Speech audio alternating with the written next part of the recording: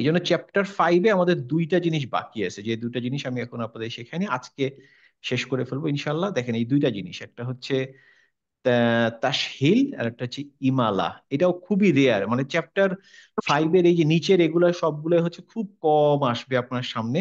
বেশ ইম্পর্টেন্ট একটা টপিক ইমালা। আমি স্লাইডটা এখনো পুরোপুরি শেষ করতে পারি নাই, বাট এইটা আরেকটা সাইন দেখবেন, এই দেখেন রয়ের নিচে একটা কালো ডট, এটাও আপনি পাবেন। এটা এটা মনে হয় একের অধিক পাবেন। হ্যাঁ, এই যে এখানে যে উচ্চারণটা হবে সেইটা আমি যদি আপনাদের শোনাই, তারপরে আমি বলি কি হবে। দেখেন এটা শোনাই, আবার শোনাই। وقال اركبوا فيها بسم الله مجريها ومرساها কিছু বোঝা গেল রুবিনা? হ্যাঁ, ওই যে মাঝের রে বলছে। কিন্তু আসলে কি হওয়ার কথা ছিল? মাজরিহা। মাঝ র হা হওয়ার কথা ছিল, তাই না? আচ্ছা। র এর সামনে আলিফ আছে, তাহলে ওখানে হওয়ার কথা ছিল মাঝ র হা, তাই না? কিন্তু উনি হুম। বললেন হচ্ছে মাঝ রে হা, মাজরিহা। তাই না? হুম। হুম। এইটাকে বলা হচ্ছে হ্যাঁ, আচ্ছা। ইমালা। হ্যাঁ, এইটাকে বলা হচ্ছে ইমালা। হ্যাঁ, ইমালা। এইটাও সেম জিনিস, আমরা যে কিরাতটা এখন পড়ছি এই কিরাতে ইমালা খুব কম জায়গায় ব্যবহার হচ্ছে, খুবই কম জায়গায়। হ্যাঁ, এটা হচ্ছে সূরা হুদে। আর একটা জায়গায় আমি আজকে পেয়েছিলাম মনে হয় একটা বা দুটো জায়গায়, খুব বেশি নাই। বাট ওই যে আরেকটা কিরায়াত, অন্য কিরায়াত গুলা যেটা বললাম, অন্য কিরায়াত গুলাতে এই ইমালা ম্যাক্সিমাম জায়গায় ইউজ করেছে, সেখানে নর্মাল ফাথা টানটা না দিয়ে এই ইমালা টানটা দিতে। এটা কি আমি বলি, উনি যে বললো মাঝ রেহা, আমাদের এই রে উচ্চারণটা আছে নাই, তাই না? আমরা না। ফাথাতে কি বলি? ফাথাতে বলি আ। হুম, আর কাসরাতে বলি ই। হুম, আমাদের কোনো এ উচ্চারণ আছে? যেমন আমরা কি কখনো বলি যে আহ, রে, বে, তে বলি? হুম, বলি না। কিন্তু অন্য কিরাতে ওরা এ, এ এরকম উচ্চারণ করে। অনেক সময় ফাতহার উচ্চারণ যেটা আমরা আ বলি, ওরা বলে হচ্ছে এ, এ। হ্যাঁ, যেমন আমরা বলি আল্লাহু আকবার, ওরা বলে হচ্ছে এক- আল্লাহু আল্লাহু একবার। আকবার। হ্যাঁ। একবার, এক, এক, এ, এ, এ।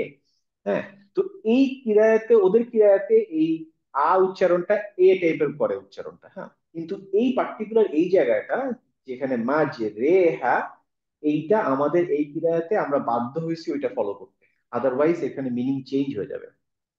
স্পেশালি এইটা আমরা কোনোভাবে মাঝ র হা বলতে পারবো না। এবং এটা সব জায়গায় নেই, এরকম একটা বা দুইটা জায়গায় আছে, আপাতত সূরা হুদের 41 নম্বর আয়াতে আছে। এবং এই জন্য কালো ডট দেওয়া নিচে, কালো ডট আচ্ছা। নিচে দেখলে বোঝা যাবে হচ্ছে এইটা হচ্ছে এ টাইপের উচ্চারণ হবে। আচ্ছা, এইখানে এ টাইপের যে উচ্চারণ ইমালা, আমাদের এতে খুব বেশি লাগবে না, একটা বা দুইটা জায়গায়। যারা ইমালা খুব ডিটেলে যাবে, যারা অন্য কেরায়াত পড়ে, অস্ট্রেলিয়াতেও কিন্তু ওই ওই কেরায়াত অনেকে পড়তে পারে, তারা এই ইমালাটা খুব স্পেশালি শেখে। বাট আমাদের জন্য খুব বেশি শেখার দরকার নেই, বাট একটু বোঝার সুবিধার্থে বলি। এই এইখানে যে উচ্চারণটা, না আ হবে না ই হবে, আর ই এর মাঝখানে একটা উচ্চারণ। হুম, এখন সেটাকে বলা হচ্ছে ইমালা। দেখেন এখানে গ্রাফ কি দেওয়া আছে, এদিকে আলিফ, আলিফের উচ্চারণ আ, আর ইয়ার উচ্চারণ হচ্ছে ই। তাহলে আ আর ই এর মাঝামাঝি এলাকাতে উচ্চারণটা হবে এ, যেটা আমাদের বাংলা ভাষায় কিছুটা সোজা, কারণ আমাদের এ বলে একটা শব্দ অক্ষর আছে, তাই না? এ। হ্যাঁ, এদিকে, এভাবে, এ, এ, এ। নট আ, নট ই, এ। মাঝখান দিয়ে সাউন্ডটা বেরোয়। হ্যাঁ, তো এই ইমালার দুইটা ভাগ আছে, একটা হচ্ছে ক্লোজ টু আ বা ক্লোজ টু ই। তো এই ইমালাটা হচ্ছে এরকম মাঝামাঝি একটা জায়গায়, না আলিফ মানে আ, না ইয়া। আমাদের জন্য মনে রাখার সুবিধা হচ্ছে এ, এ এরকম একটা আওয়াজ, এ। মাজরেহা, নট মাজিরিহা, নট মাঝ রহা, নট আ, নট ই। মাঝামাঝি একটা জায়গায় অনেকটা এ এর মতো উচ্চারণ, এটাকে বলা হচ্ছে ইমালা। তো ইমালা, এটা শুধু মনে রাখতে হবে যে এইখানে এরকম একটা কালো ডট দেওয়া থাকবে। আমাদের মুসাবে এটা পাবেন, অন্য মুসাবে কি আছে আমি জানি না। পাকিস্তানি মুসাব যেটা বাংলাদেশে খুব চলে, ওইটা খুলে দেখতে পারেন যে এই যে 41 নম্বর আয়াত সূরা হুদে, ওখানে কিভাবে ডিরেকশনটা দেওয়া আছে। বাট আমরা যারা উসমানী মুজাব ফলো করবো, সেখানে এরকম করে দাগ দেওয়া থাকবে, উচ্চারণটা এ টাইপের হবে। সবাই ক্লিয়ার?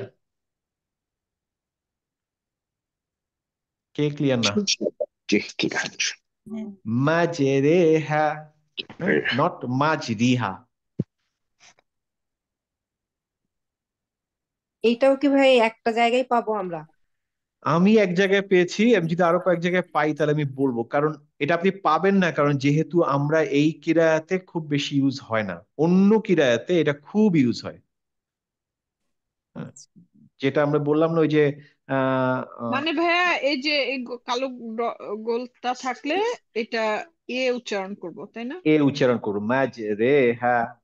সূরা ইউসুফের ভিতরে সম্ভবত এরকম কিছু একটা আছে, আমার পুরাপুরি মনে নাই। সূরা ইউসুফে থাকার কথা, কথা আমি একটু এখানে খুঁজে দেখবো। সূরা হুদের এটা এক্সাম্পল। বুঝি না কি বললেন? এই সূরাটা তো সূরা হুদের এক্সাম্পল। হ্যাঁ, এটা সূরা হুদের এক্সাম্পল। আর এইগুলা এত কম, আমরা তো ওগুলা মার্ক করে রাখতে পারি তাহলে হ্যাঁ কোরআনে। হ্যাঁ হ্যাঁ, আপনি কোরআনে জাস্ট মার্ক করে রাখবেন তাহলেই হবে। এই এই সিম্বল গুলা কি আমাদের কোরআন গুলাতে আছে?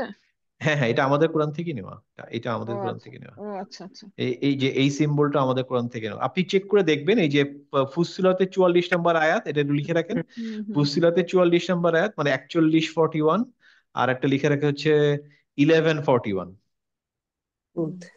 সরি 41:44 আর হচ্ছে 11:41। এই দুটো একটু লিখে রাখেন আপনি, তাহলে আপনার কোরআনটা খুলে দেখবেন যে ওইখানে আয়াতে এরকম দাগ দেওয়া আছে নাকি।